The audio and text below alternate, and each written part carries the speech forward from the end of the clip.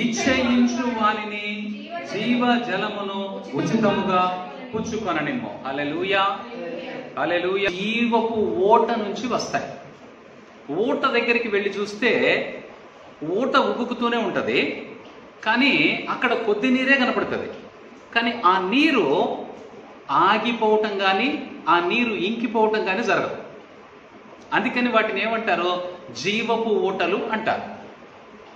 యేసుక్రీస్తు ప్రభువారు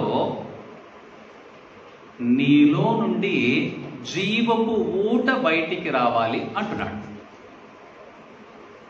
నీలో నుండి ఏమి రావాలి? ఏమొస్తుందంటావు ఇప్పుడు? నిజంగా జీవపు ఊట వస్తుందా? మరణపు ఊట వస్తుందా? జీవపు ఊట నీలో నుండి బయటికి రావాలట. నీకు ఆశ్చర్యం కలుగుతుంది దేవుని మాట వింటే. అదేంటి, నీలో నుంచి జీవపు ఊట ఎలా బయటకు వస్తుంది? సామెతల గ్రంథం 14:27. సామెతలు 14:27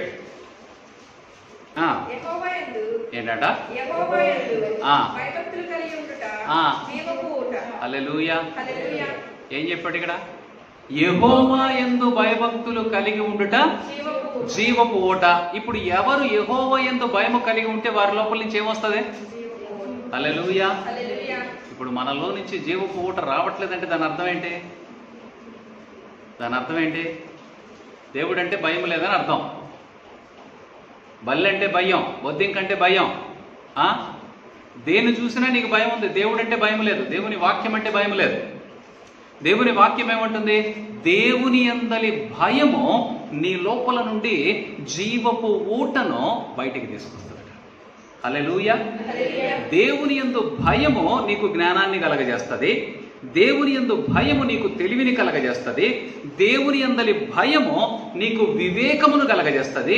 దేవుని యందలి భయము నీలో నుండి జీవపు ఊటలు బయటికి వచ్చేలాగా చేస్తాయి. హల్లెలూయా. మరి నీలో నుండి జీవపు ఊటను బయటికి రప్పించడానికి ప్రయత్నం చేస్తావా? నీలో నుండి దేవుని వాక్యము కంటే ఎక్కువగా సాతాను యొక్క జలమును నీ లోపల నుండి బయటికి తీసుకొచ్చేటువంటి ప్రయత్నం చేస్తావా? ఏ ప్రయత్నం చేద్దాం అనుకుంటున్నావు?